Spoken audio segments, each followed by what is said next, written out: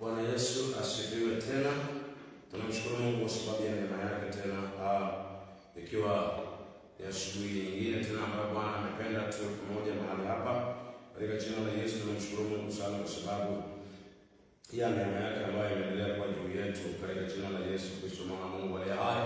Na tunamtukuza sana Kristo kwa sababu amekuwa pamoja na sisi, si kwa sababu tumestahili, isipokuwa ni kwa sababu ya mpango, nia, madhumuni na makusudi yake.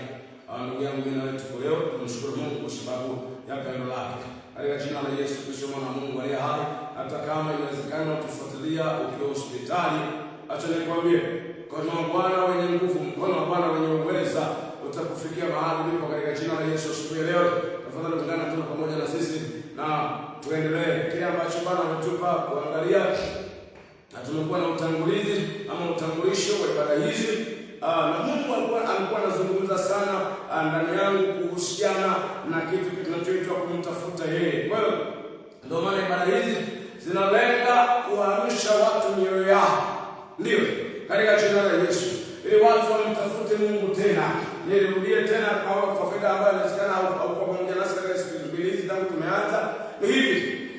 Waombaji wamekuwa wengi, ni kweli, lakini wanaomtafuta Mungu wamepungua sana. Kwa sababu hiyo na Mungu anataka kufanya kitu kipya, anataka kukiinua kizazi cha wamtafutao, watu ambao mioyo yao ina kiu na yeye, yaani wanamhitaji yeye, wanamtaka yeye, shauku ya mioyo yao ni yeye, hitaji la mioyo yao ni Kristo, wanamhitaji Kristo, watu ambao wanamuonyesha Yesu thamani, jinsi ambavyo yeye ni thamani kuliko vitu vyote, yaani wanamtaka yeye, watu ambao wanamhitaji yeye kama yeye. Kwa nini? Ile neema ya Mungu na uwepo wa Mungu, kutembea na watu na utukufu unaotembea na watu umekuwa mdogo kwa watu wengi sana. Ni kwa sababu sisi kama wanadamu mara nyingi sana hatufocus kwenye kumtafuta yeye, tunafocus kuomba kwake vitu na si kumtaka yeye. Bwana Yesu asifiwe. Kuna utofauti kidogo hapo, na naomba uelewe, na katika mambo tunaendelea, kama inawezekana kwa pamoja na sisi tunaweza kufuatilia vipindi vilivyopita, unaweza kuvifuatilia na utapata kuelewa. Twende taratibu na hatua kwa hatua, ni kuombe endelea kuungana na sisi tena katika jina la Yesu Kristo mwana wa Mungu aliye hai. Asubuhi leo Roho Mtakatifu anazungumza sana, wanasisitiza ndani yangu ya kwamba tunapoendelea tufikie mwisho wa utangulizi huu wa kwanza, tuende tukaanze ujumbe wetu rasmi. Lakini naomba ametupatia kusoma kitabu cha Zaburi tena kwa mara nyingine. Katika asubuhi leo tutasoma tena hiyo na tutaendelea katika jina la Yesu Kristo mwana wa Mungu aliye hai. Kitabu cha Zaburi tutasoma pale, na kabla tujasoma, acha nimshukuru Mungu kwa sababu ya maneno yake. Baba, katika jina la Yesu, jina lako ni kubwa mno, jina lako ni mkuu mfalme. Asante kwa sababu ya pendo lako, asante kwa sababu ya mpango, neno na makusudi yako Bwana. Baba, nasema asante kwa sababu uko pamoja na sisi tena mfalme. Asante kwa kutupatia pumzi ya uhai ndani yetu, asante kwa sababu kutuamsha, asante Bwana kwa sababu ya kila mmoja Bwana ambaye tumeungana katika ibada hii katika jina la Yesu Kristo mwana wa Mungu aliye hai. Baba, nakutukuza na kukuadhimisha kwa sababu ya kila mmoja katika jina lenye nguvu la Yesu Kristo mwana wa Mungu aliye hai. Nasema asante Bwana na Bwana, nakutukuza mfalme siku ya leo. Asante kwa sababu ya kila kitu Bwana, hata siku ya leo Bwana kuna mkate umeweka kwa ajili ya kuiandaa siku. Bwana kuna mkate umeweka kwa ajili ya kutengeneza maisha yetu. Kuna mkate umeweka Bwana kwa ajili ya kutuwezesha. Kuna mkate umeweka kwa ajili ya kutukusha mahali fulani katika jina lenye nguvu la Yesu Kristo Mwokozi. Baba, nakushukuru sana kwa sababu ya pendo lako la ajabu katika jina lenye nguvu la uweza la Yesu Kristo Mwokozi. Baba, tunaomba ukazungumze na mioyo yetu Bwana katika jina lenye nguvu la Yesu Kristo Bwana wangu. Tunakulia kimya tukikusikiliza Roho Mtakatifu Bwana akinifahamu mawazo na utafiti wa mioyo yetu. Unyamaze kimya, lakini Roho Mtakatifu speak to us Lord in the name of Jesus. Amen. Katika jina la Yesu naomba kusome neno la Mungu. Limesema ni kitabu cha Zaburi sura ya 22. Tutasoma hapo, tutasoma vitabu kadhaa, natamani tuende haraka tupate muda mzuri wa kuomba. Kwa hiyo Zaburi sura ya 22 tutasoma mstari wa 26. Hapo ndipo tutakapoanzia leo tukiendelea. Na neno la Mungu linasema hivi, na nasoma katika jina la Yesu, na kama ilivyoandikwa, wapole watakula na kushiba, wamtafutao Bwana watamsifu.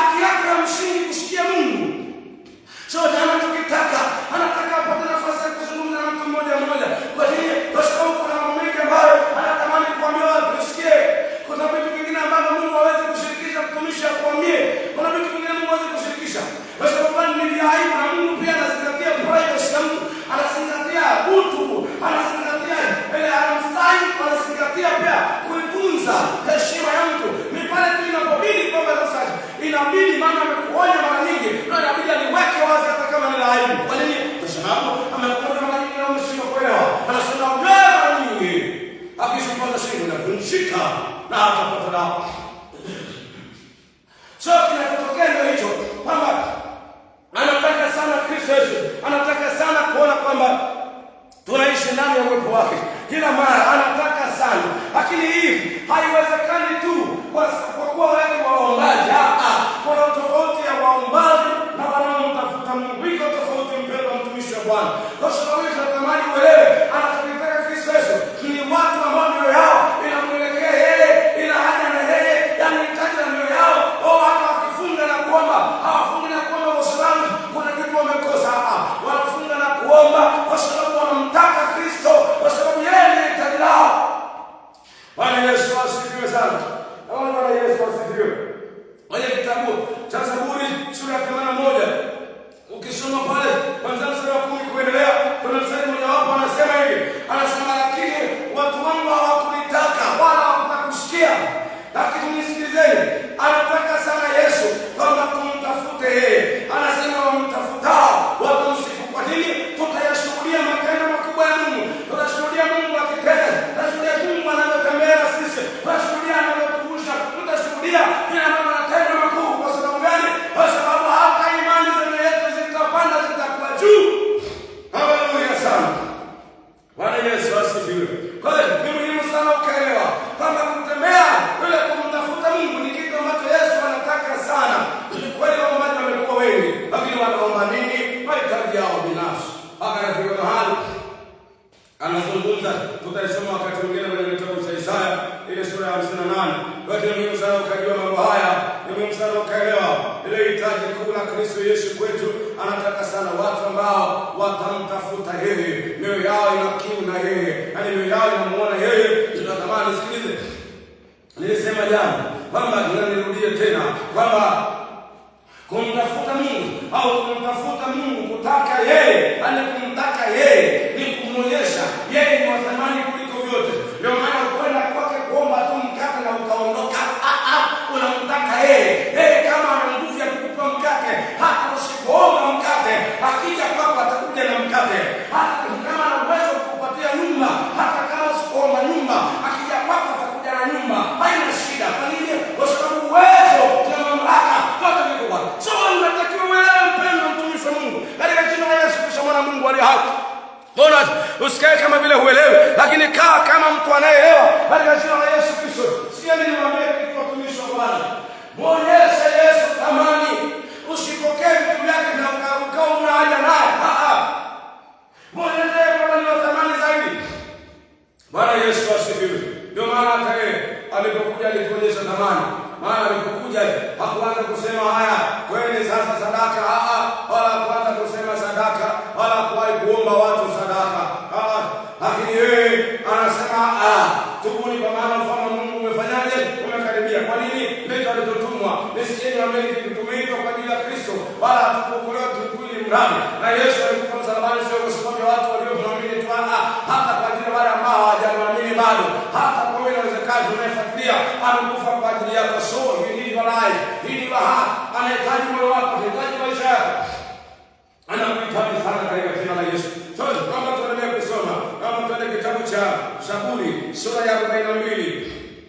Najua pia kuna neno ambalo nayafahamu. Zaburi 42 mstari wa kwanza tutasoma mpaka wa pili pale. Neno la Mungu linasema hivi. Huyu ni mfalme Daudi, mtumishi wa Bwana, anazungumza hapa, ni kama anaomba. Anasema huyu, usisahau ni mfalme huyu, hakuwahi kuomba kushinda vita nyingi, hadi muda wake mwingi. Naomba tusome hii. Kama ayala aioneavyo shauku mito ya maji. Haleluya. Ayala ni aina ya swala. Ayala ni aina ya swala. Kama anavyokuwa jangwani. Wewe mwenyewe tujiulize, wakati uko mahali hakuna maji na unasikia kiu, bila baba unasikia kama utazimia.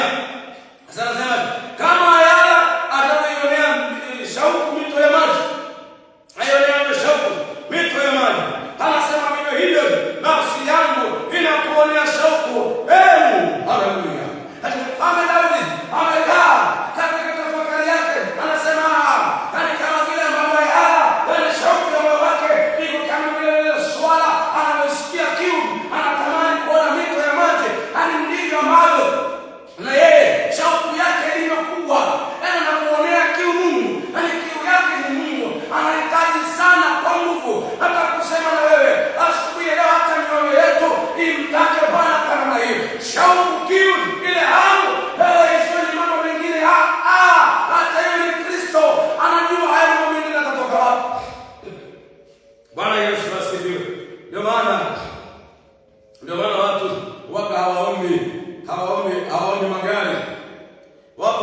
hujui magari.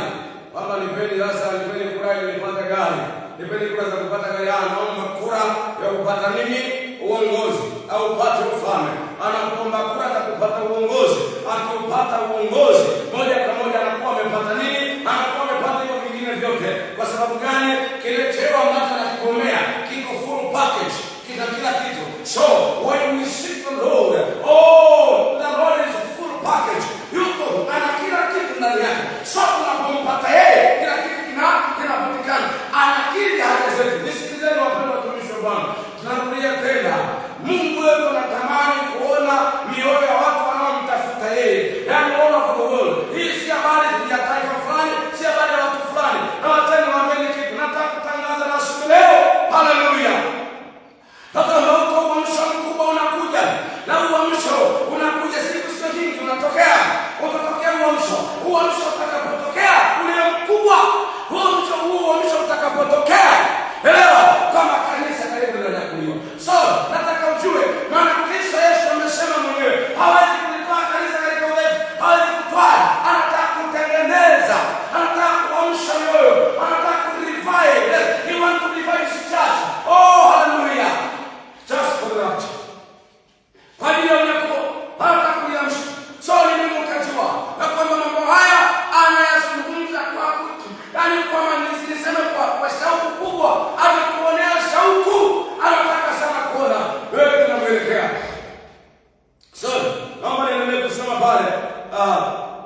Anasema hivi. Saba pili. Nafsi yangu inamuonea kiu. Hallelujah. Yaani Daudi mpaka anasema nafsi yake inamuonea kiu Mungu. Haionei kiu magari, haionei kiu vitu mbalimbali. Mpaka anasema mahali fulani sana hawa wanataja magari, hawa wanataja farasi. Lakini mimi ninajua nitaonekana jina la Bwana aliyeho. Bwana Yesu asifiwe. Ndio kinatokea. Angalia, ndio kama unafika mahali wakati anapomua Goliathi, anamwambia Bwana leo atakuwa mkononi mwangu. Bwana umenijia kwa fungu la 8 anasema lakini mimi ninakujia kwa jina la Bwana. Nisikieni wapendwa niwaambie. Ile shauku ya Daudi, nini kilimfanya Daudi akawa mfalme imara? Mpaka Bwana anasema nimeapa Daudi hatakosa mtoka kwenye kiti cha enzi. Kwa nini? Kwa sababu moyo wa Daudi ulimwelekea Mungu. Alihitaji na moyo wake haikuwa mamlaka, haikuwa nguvu ya kushinda vita. Hitaji na moyo wake ilikuwa Mungu. Alimhitaji kwa moyo. Passion kabisa. Haleluya. So elewa mpendwa, kumtaka Mungu. Kuna kitu Mungu anataka kufanya kwa maisha ya watu. Nisikie, najua kuna mahitaji mengi sana. Lakini weka hitaji lako kuu ni Kristo. Hitaji lako kuu wewe ni Kristo. Hitaji lako kuu wewe ni Mungu mwenyewe. Haleluya sana. Haleluya sana. Yaani hivyo. Fanya hivyo katika jina la Yesu. Inamwonea kiu Mungu. Mungu aliye hai. Lini nitakapokuja nionekane mbele za Mungu? Yaani ana shauku ya Daudi wakati wote. Ametaka kusema hivi. Wakati fulani nilikuwa kwenye maombi. Nikakutana na mwambia Mungu, nikamwambia kama ungenipa nafasi ya kupanda mbinguni saa hii na unipe ruhusa ya kuchagua chochote tunachotaka niondoke nacho. Nikamwambia ningekuja na kitenge cha WhatsApp start.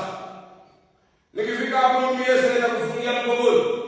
Yesu nitakuchukua na kufungia mgongoni. Naenda nawe kwangu kwa sababu wewe ndio hitaji langu. Jamani, Bwana Yesu asifiwe. Nisikilizeni. Na hakuna haijawahi kutokea. Jamani, Bwana Yesu apewe utukufu mwingi sana. Sikieni. Yaani ulinzi na usalama. Pio. Haleluya sana. Naomba nisome kitabu cha Mambo ya Nyakati, alafu tutarudi hapa nikwambie jambo ambalo nasikia kukuambia. Mambo ya Nyakati Nyakati wa pili sura ya 7 mstari wa 14. Najua pia ni maneno unayofahamu sana. Najua unayafahamu. Lakini let us read it again. This morning let us read it again in the name of Jesus. And the Bible says, mstari wa 14, Mambo ya Nyakati wa pili 7:14. Ikiwa watu wangu walioitwa kwa jina langu watajinyenyekesha na kuomba. Haleluya. Ikiwa watu wangu walioitwa kwa jina langu, hadi watu ambao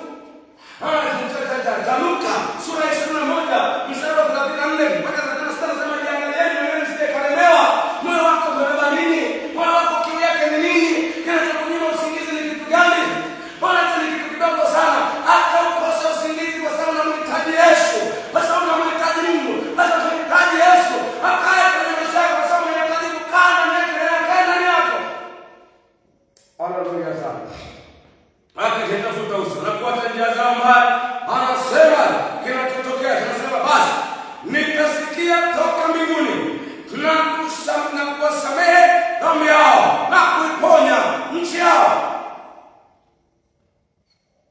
Bwana Yesu asifiwe. Watu wengi tunajikuta tunakosea. Kutubu ni jambo moja, lakini kuishi kwenye uwepo wa Mungu ni jambo lingine. Toba ni jambo moja, lakini kuishi uweponi mwa Bwana hilo ni jambo lingine tofauti kabisa. So anachokitaka sana Yesu si tu habari ya toba, kutamani kukaa ndani ya uwepo wa Mungu, kwa sababu toba haitakusaidia. Kuna watu wanatubu leo na kesho wanarudia kile ambacho walikitubia jana. Kwa nini? Kwa sababu anaishi nje ya uwepo wa Mungu. Hana uwepo wa Mungu. Na kwa sababu gani? Kwa sababu moyo wake unaelekea vitu vingine na wala si Mungu. Moyo wake unahitaji vitu vingine na wala sio Mungu. Hii inaleta shida sana. Mungu anataka kuinua kizazi cha wamtafutao. Anakiinua kizazi cha wamtafutao. Na iwe kwako ya kama na wewe mmoja kati ya hao ambao Bwana anawatafuta duniani leo. Na iwe hivyo. Nakuombea kuanzia leo utembee na nguvu ya Mungu maradufu kwa jina la Yesu, ili uonekane tofauti na wewe mwenyewe ushuhudie. Kwa jina la Yesu, wakati unafika mahali unakana pepo wa sana ifike mahali idirike kama moyo wako ukimwelekea Bwana, watadhihirisha ya kwamba yeye ni Mungu wa kweli. Kabisa. Haijalishi kuona nguvu hiyo mwataki mtu. Imwachie haraka katika jina la Yesu, kwa sababu Mungu anajidhihirisha. Haleluya sana. Wakati ambapo tunamtafuta Mungu, wakati ambapo shauku yetu inakuwa ni Mungu, ndivyo ambavyo anatutengeneza. He turned us not to be his creation, no, not only his creation, but to become his home. Yes, his home. He will make a home with us. He will make a home with us when we seek his face in the name of Jesus. So, tunapotafuta uso Mungu, atafanya makao kwetu, atakaa kwetu, na akikaa kwetu, nothing is impossible. Kila kitu kinawezekana. Everything will be possible in the name of Jesus. And this morning, let us pray again. Let us pray again. Acha tuombe tena siku leo, na tutaenda kuomba Mungu atupe neema katika jina la Yesu Kristo, maana Mungu aliye hai. Pale mwishoni nataka ujue jambo hili. Niseme hili jambo kabla tujaingia kwenye maombi, ya kwamba ufahamu sana jambo hili. Yesu Kristo aliambia kwa Roho Mtakatifu, ilikuwa mwaka jana mwezi wa 10, ananiambia hii ndio siri. Hii ndio siri ya usalama na mafanikio ya wana wa Mungu. Nikamwambia Bwana nini? Akaniambia kunitaka mimi au kunifanya mimi kuwa hitaji la mioyo yao. Mimi niwe hitaji la mioyo yao. Nikiwa hitaji kuu la mioyo yao, wao watakuwa salama na watafanikiwa katika zile njia wanazoziendea zilizo salama. Zile njia ambazo ni za haki, watafanikiwa katika maisha yao, kwenye kazi zao. Bwana Yesu asifiwe. Naomba ufahamu, si tu bure. Roho Mtakatifu anaachilia jambo hili. Roho wa Mungu anaachilia jambo hili kwa makusudi na ana mpango. Na mimi na uhakika ya kwamba utashuhudia utakapoingia kwenye jambo hili. Utakapoingia utakapokuwa moja katika kizazi, na kuambia utashuhudia mwenyewe. Wala sina haja ya kukuambia mengi. Katika jina la Yesu. Acha tuende mbele za Bwana tukapata nafasi ya kuomba. Katika jina la Yesu asubuhi leo tena tupate nafasi ya kuomba. Inawezekana uko na mahitaji yako, lakini yaache kwanza tafadhali. Naomba tuombe kwanza katika hali ya kumrudia Mungu, kumrudia Bwana. Katika jina la Yesu sio kaona kwamba ni kwa nini kila siku ndio tunaanzia hapo. Sikieni, narudia kwa sababu gani? Mwanadamu kuishi nje ya uwepo wa Mungu ni makosa. Dhambi ni matokeo ya mwanadamu kuishi nje ya uwepo wa Mungu. Ukikaa ndani ya uwepo wa Mungu, tutaona kuanzia Jumatatu.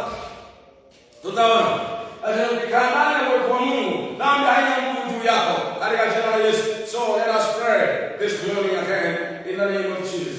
Baba, katika jina la Yesu, tumekuja tena mbele zako asubuhi leo. Baba, tunasema asante kwa sababu ya alfajiri ya Bwana. Kwa neema yako, rehema, upendo na fadhili zako mfalme umetupatia. Nasi tunasema asante Bwana kwa sababu imegharimu damu yako mwenyewe Kristo Yesu. Nasi tunasema asante kwa sababu ya lile pendo lako ambalo ni kubwa sana. Pendo lako ambalo ni la pekee sana, mfano wa utukufu. Baba, ninasema asante kwa sababu umekuwa pamoja na sisi tena. Katika alfajiri ya leo mfalme, tumekuja mbele zako Bwana wangu. Baba, tunaomba neema yako Kristo mfalme. Baba, tunakuomba utusamehe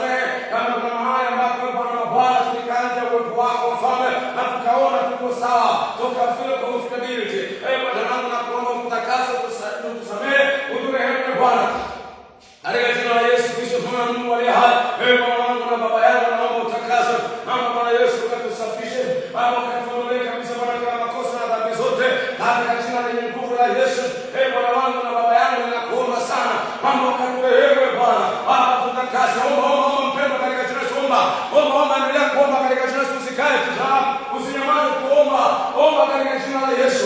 Omba tafadhali. Omba tafadhali kama uko mbali huko. Unatafadhali kwa njia ya simu leo kuomba mmoja. Katika jina la Yesu kwa shamba la Mungu wa hai. Bwana kutakase. Maana Bwana kule kukaza nje kwa wako. Ndio kumepelekea wakati mwingine tunagombana ndugu zetu. Ndio kumepelekea wakati mwingine tumekosa. Tunakosana na marafiki zetu. Tumekosa kuelewana na wafanyakazi wenzetu. Bwana wangu na mambo mengine ambayo yanakuwa nje ya uwezo tunashindwa kuyadhibiti. Baba ninakuomba utakase Jehova, tusafishe Baba, ukatuondolee kabisa Bwana kila namna ya dhambi katika jina la Yesu. Alfajiri leo Bwana tunaomba utakase. Baba tunakuomba ukatusafishe. Baba tunakuomba ukatuondolee makosa na dhambi zote katika jina la Yesu Mwokozi. Baba yangu na Mungu wangu ninakuomba sana. Baba ukatusafishe Bwana katika jina la Yesu Kristo mwana wa Mungu aliye hai. Baba tuondolee kabisa Bwana kila makosa na dhambi zote Bwana katika jina la Yesu. Bwana wangu na baba yangu katika siku ya leo tumekuja mbele zako Bwana wangu, tunamaanisha kabisa Baba tunaomba rehema, Baba tunaomba utakaso. Jehova asante Bwana Bwana kwa utakase kabisa Baba ukatuosha ukatuondolee kabisa Bwana kila makosa na dhambi zote Bwana Bwana katika jina la Yesu Kristo mwana wa Mungu aliye hai. Baba yangu na Mungu wangu nakuomba ukatusafishe Jehova, tuondolee Bwana ana kwa haki tumeshuka mbele zako kama unasema kwenye kitabu cha Mambo ya Nyakati 7:14 na kwa watu wangu leo kwa lango watanyenyekesha. Bwana tunanyenyekea mbele zako mfalme. Baba wangu tunakuomba ukatukase mfalme, tusafishe Bwana katika jina la Yesu Kristo mwana wa Mungu aliye hai. Baba ukatukase, Baba tusafishe kabisa mfalme. Bwana wangu nakuomba ukatuondolee kabisa Bwana kila makosa na dhambi zozote mfalme ambazo Bwana zimekuwa mbele zako juu yetu katika jina la Yesu. Baba tusafishe, Baba tuoshe Bwana katika jina la nguvu la Yesu Mwokozi mfalme Bwana mwamba na nguvu zetu katika jina la Yesu Kristo mwana wa Mungu aliye hai. Bwana wangu na baba yangu Jehova ninakuomba ukatukase kabisa Baba ukatuondolee makosa katika jina la nguvu la Yesu Kristo mwana wa Mungu aliye hai.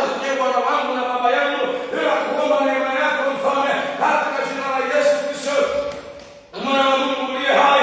Baba ninaomba utakaso Baba nakuomba ukatusafishe alfajiri ya leo mfalme tumekuja kwako Baba tunaomba utakaso kabisa katika jina la Yesu Kristo mwana wa Mungu aliye hai. Bwana wangu na baba yangu katika jina la Yesu nakuomba Bwana ukatusafishe katika jina la Yesu Kristo.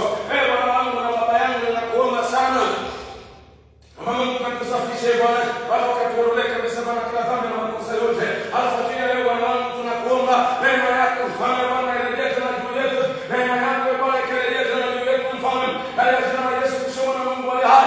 Bwana wakati umekaa kawaida Bwana kuna vitu vingi viliondoka Bwana hata mpendo kuomba uliisha Bwana kuomba Mungu mtakatifu karejeshe tena asubuhi leo mfalme wetu tunakuomba neema yako Bwana Baba tunaomba ujazo Bwana ujazo mpya wa nguvu zako, tunaomba ujazo mpya wa nguvu zako leo ujazo wa mtakatifu kwa viwango vingine na ndio umejaa ndio inawezekana hujawahi kujaa lakini asubuhi leo Bwana akupendeza ukipokeza kipawa kwa jina la Yesu aliye hai. Basi na Roho Mtakatifu tunahaja na wewe Baba, tunakuhitaji wewe, tunaomba neema yako imiminika ndani yetu mfalme Bwana, tunakuhitaji Bwana na neema yako tunakuhitaji sana katika jina la Yesu. Tunaomba Bwana uwepo wako ukatembee na sisi, tunaomba Bwana ujazo Bwana Roho Mtakatifu tena kwa viwango vingine mfalme. Haleluya katika jina la Yesu Kristo mwana wa Mungu aliye hai. Baba ujazo tena kwa viwango vingine, ujazo kwa viwango vingine mfalme. Bwana wangu tunakushimia pamoja nasi Bwana wangu nakuomba Baba tutengeneze kwa kile ambacho tunataka katika jina la Yesu Kristo mwana wa Mungu aliye hai. Tutengeneze Bwana, tutengeneze kwa kile ambacho tunataka katika jina la Yesu Kristo mwana wa Mungu aliye hai. Fanya matengenezo mapya Yesu na Kristo mtakatifu anazungumza hapa. Omba matengenezo, omba matengenezo, omba matengenezo, omba matengenezo. Kisha neema Mungu itakuwa juu yako katika jina la Yesu Kristo mwana wa Mungu aliye hai. Baba tunaomba neema yako, tunaomba Bwana ukakutengeneze mfalme kwa neema yako Bwana, kwa mkono wako ulio hodari tengeneza kila mmoja Bwana vile upya unataka kwa upya katika jina la Yesu.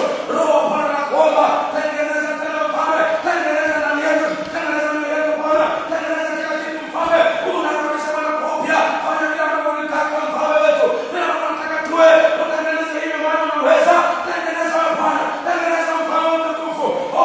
Bwana haya Mungu mtakatifu kwa yote kama pamoja nasi, wewe ni saa yake matengenezo, wewe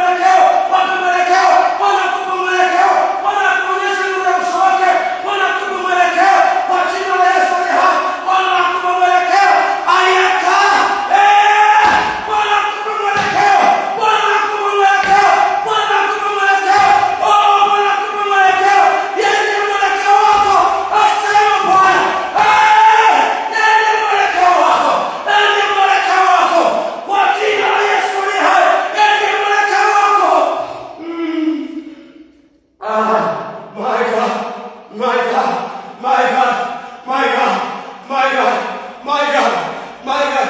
Ende mwelekeo Bwana wa Yesu, ende mwelekeo wako. Asema ende mwelekeo wako, ende mwelekeo wako, ende mwelekeo wako. Katika jina la Yesu, inua macho yako mtazame tu. Rakao, redere, rikapo. Hallelujah. Hallelujah. Enda Bwana juu yako. Katika jina la Yesu asubuhi ya leo, usiwe mtu wa kawaida. No, hapana. Just become an extraordinary. Uwe mtu wa ajabu, usiwe mtu wa kawaida. Uwe mtu wa tofauti. Hata neno la Bwana liwe juu yako. Hata neno la Bwana liwe juu yako asubuhi ya leo. Katika jina la Yesu. Hata neno la Bwana liwe juu yako asubuhi ya leo. Hata neno la Bwana liwe juu yako. Katika jina la Yesu Kristo, Bwana Mungu aliye hai. Hata neno la Bwana liwe juu yako. I declare the grace of God. I declare the grace of God. Yes, let it be upon you now. Let it come upon you now. Let it come upon you now. Open the floodgates of heaven. Oh Lord, let it rain. Let it rain. Let it rain. Let it rain. Let it rain. Let it rain, my God. Let it rain. Rain over your people. Rain over their life. Rain over their life, Lord. In the name of Jesus. Oh Lord God.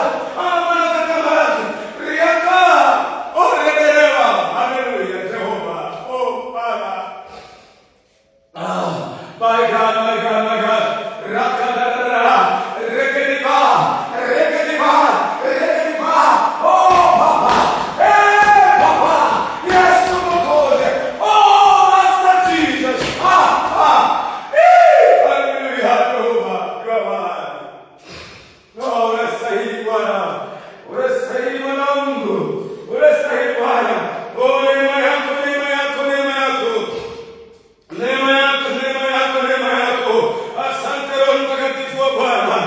Asante Roho Mtakatifu wa Bwana. Oh, asante ya karamo yendelea. Asante rilalo. Hallelujah. Asante Bwana wa Bwana. Asante mwenye mamlaka. Asante mwenye nguvu. Asante mwenye nguvu. Bwana, kuna mtu unamwinua. Oh, kuna kizazi unakiinua. Oh, thank you for the prize and giants. Oh, Bwana, asante. Asante kwa vile vizazi. Bwana, mazuri tunayoinua. Asante kwa kulinua jeshi lako. Asante kwa kulinua saya kwa kulinua jeshi lako mfalme.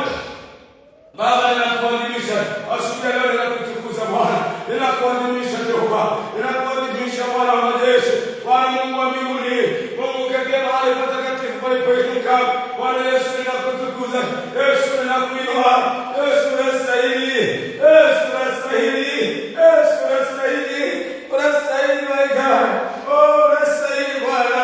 Unastahili Bwana. Oh, unastahili. Bwana wangu, unatenda kazi hata na watu ambao hawakustahili kabisa. Rakayado. Hallelujah. Jehova Yahweh, unastahili Bwana. Baba, wako watu ambao wana mahitaji mbalimbali.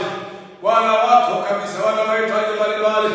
Mengine ni ya kiafya, mengine ni ya kiroho, wengine Bwana ni ya kiuchumi. Adui anaamkia wapi leo na atafanya nini? Ana huzuni moyoni. Oh Yesu.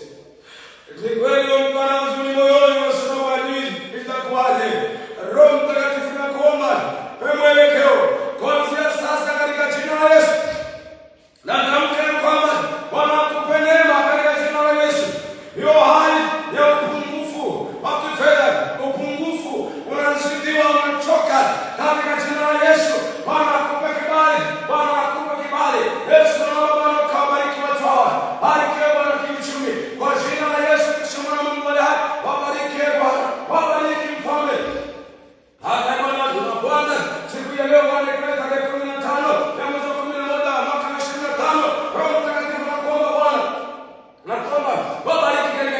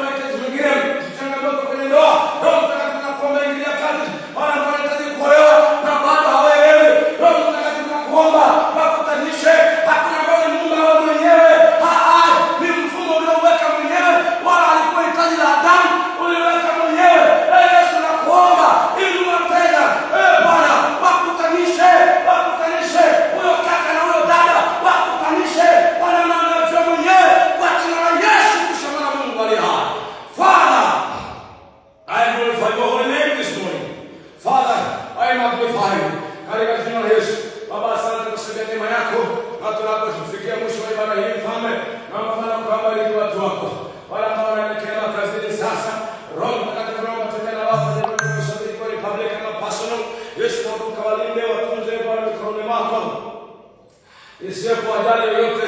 Wanaotumia pikipiki Bwana za kukodisha bodaboda, wanaotumia za kwao Bwana Yesu, naomba kawalinde, wanaenda kwa baiskeli au miguu, naomba wote wakalindwe katika jina la Yesu. Naomba wote wakawe salama mikononi mwako Bwana. Roho Mtakatifu, asante kwa uamsho mkubwa ambao unawachilia neno ya watu wako aliyekuwa Bwana na kundi lako duniani kwa ujumla, katika jina lenye nguvu la Yesu Mwokozi wa ulimwengu. Baba, naomba kila mmoja akalindwe mikononi mwako katika jina la Yesu. Bwana, wakawe salama tangu leo katika jina la Yesu Kristo mwana wa Mungu aliye hai, katika jina la Yesu. Bwana Mungu akubariki, akuangazie nuru ya uso wake. Bwana akufadhili na kukulinda, akubariki na kukuonekania kwenye kila mahali. Yes, let him manifest himself within your life in the name of Jesus. Kule kazini kwako Bwana afanye shughuli kuu kwa jina la Yesu. Asante Bwana Yesu, katika jina la Yesu. Naomba nitoe matangazo kidogo. Tunapofikia mwisho wa ibada hii, kuna namba ya mawasiliano hapo tumeweka.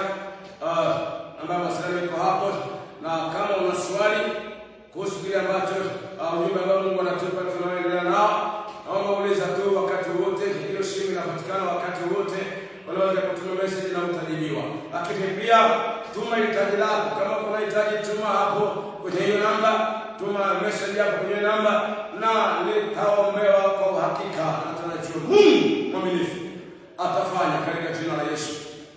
Na nitoe matangazo kwamba tutakuwa tunaendelea na mfululizo wetu kuanzia kila siku ya Jumatatu mpaka Jumamosi, na Jumapili nitatoa ratiba baadaye. Kadri tunavyoendelea nitatoa ratiba kama tutaendeleaje kule kwa siku za Jumapili, lakini kwa siku za katikati ya wiki, midweek, tutakuwa tuna Jumatatu mpaka Jumamosi every day. Kila siku ni kuanzia saa 11 alfajiri, saa 11 kamili. Leo mtumira tumechelewa kidogo siku ya changamoto fulani, lakini kwa wale ambao tunatufuatilia mtumira kwa sababu ya hiyo changamoto ambayo ilijitokeza, lakini tutakuwa hapo ni kila siku Jumatatu mpaka Jumamosi saa 11 kamili mpaka saa 12 kasorobo. Tunazidisha kidogo, lakini Mungu akupe neema. Bwana endelee kutembea na wewe katika jina la Yesu. Nikutakia siku njema iliyojaa baraka tele na uzima na furaha ya Bwana na iwe nguvu yako kwa jina la Yesu.